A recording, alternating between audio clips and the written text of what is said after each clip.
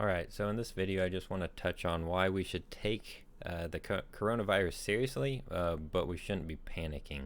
And so, take precautions, be aware of it, protect yourself, protect other people, have a plan and all of that, but don't lose your head, don't lose your cool about it. And here's why. So we'll start off just by, if you haven't seen the 15 days to slow the spread that was released by the White House, go ahead and check that out. I'll put a link in the description below. But basically all it's telling you is precautions that you can take to make sure that you're going to help slow the spread of the virus. And that's good for a number of reasons, primarily being that if everybody were to get this virus, the ideal would be that not everybody does, but if everybody were to, we want it to be as long and drawn out as possible so that we don't overwhelm our medical staff, providers, and all of the resources we have, because if everybody gets sick at the same time, we're going to have some shortages, and that can cause more problems than if we were to draw this out and flatten the curve, or so they say, and make sure that that rate of infection slows down. So definitely take it seriously and follow these guidelines, but I'll show you here in a second why you shouldn't be panicking. So yeah, definitely if you feel sick, don't go to work. Hopefully you do have work. If you don't have work, it sounds like the government's got some things coming, hopefully, to help out. If you're older, maybe have somebody else do grocery shopping for you. Don't travel unless you need to, and if you can, avoid all public transportation. Just drive your own vehicle. Wash your hands. My goodness, just wash your hands. Try to avoid touching your face. Sneeze, use all the grade school stuff that you learned to, don't sneeze on people, sneeze in your elbow, use the tissue, discard the tissue when you're done with it, don't make somebody else pick it up after you. Quit going out in groups of people. I know it's nice that there's not crowds anywhere and you can get through. If there's a place open, you can get through pretty quick, but yeah, just use takeout and all of that. So that's all there. You can read it. I will put that in the description below. But here's why I'm saying that you should be concerned but not overly worried.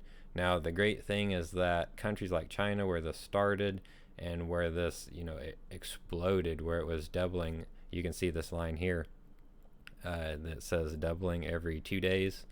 You can see that China, which is the red line right now, was well above that, and then as you can see, they started tapering off and flattening that curve into more of more left and right instead of up and down.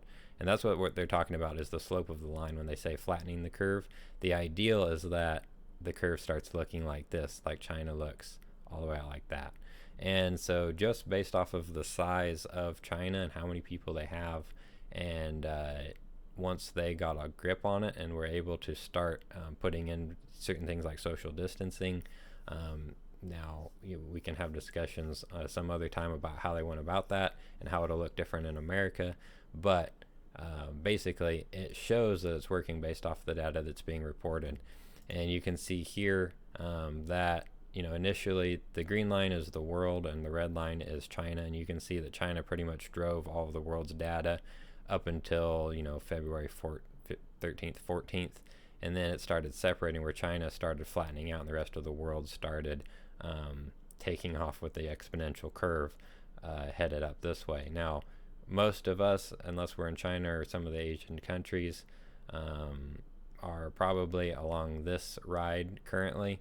But the good news is China, if we use China as an example for what's to come for us, as long as we follow the guidelines as far as social distancing and just good habits to keep yourself clean, keep your hands clean, and yeah, all of those guidelines that I started off the video with will help us get to this point. And the ideal would be that we get to the point China's at, as far as being pretty left and right level here. A small slope would be ideal. And you can see we're down here as the United States, and we're starting to taper head up, and that's not the direction we want to be. But if we look at the world and China's initial, it was initial pretty steady growth, and that before it got better. So it will, I assume, get a little bit worse before it gets better, but we have the opportunity now, if we follow all of the guidelines, to be able to kind of get ahead of the curve, so to speak, and make sure that it doesn't get bigger than it needs to.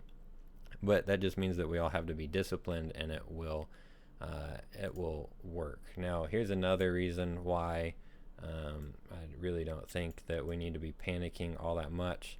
Now, take it seriously, because this data here, I'll go through it in another video, but this number of deaths here, this actual number, that's a real number. Those are 7,426 people that are being reported as of actually dying from COVID-19. So those are real deaths, and those are some things to be concerned about, and they primarily come in people that are older. As we all probably know by now, you're at higher risk if you're older, and also if you have any underlying health problems.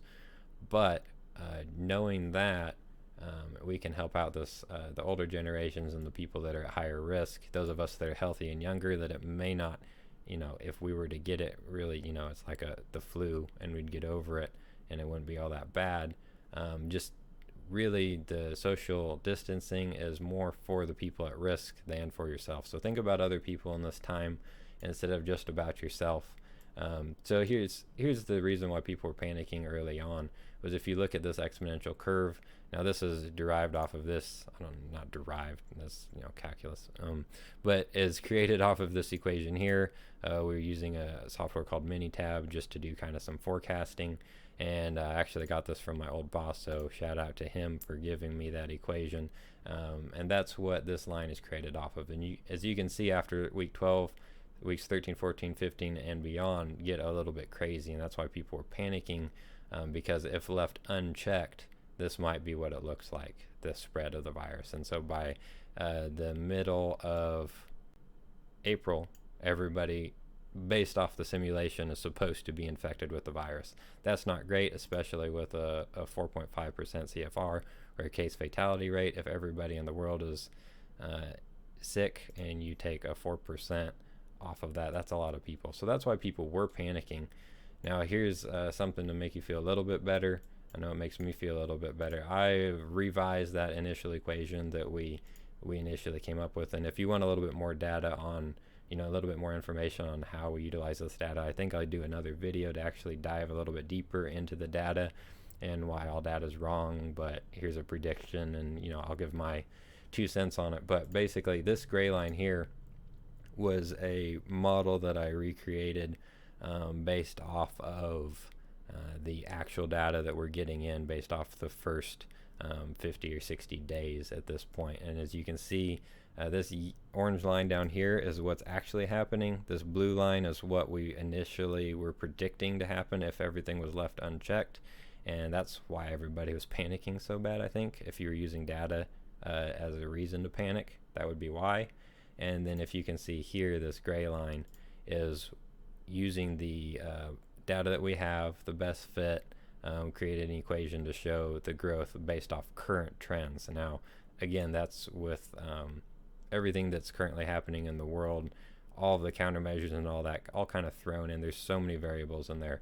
But basically, the difference between week 13, 14, everybody in the world being pretty near close to infected, you're looking at, here we are several weeks out, and only 3 million infected. So I say only, but it's a lot better than the initial predictions, and I'll share in another video. All models are incorrect.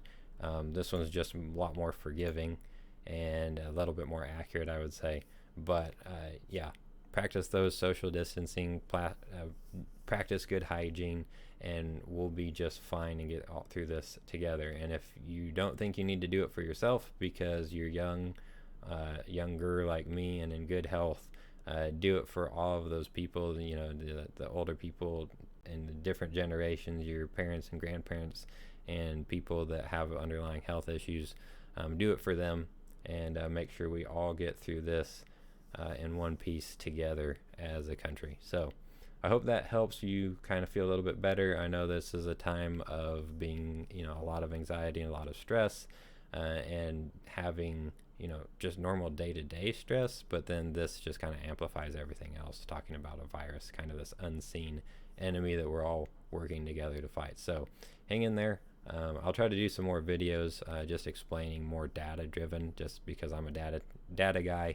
So look for those videos coming on up. Stay healthy.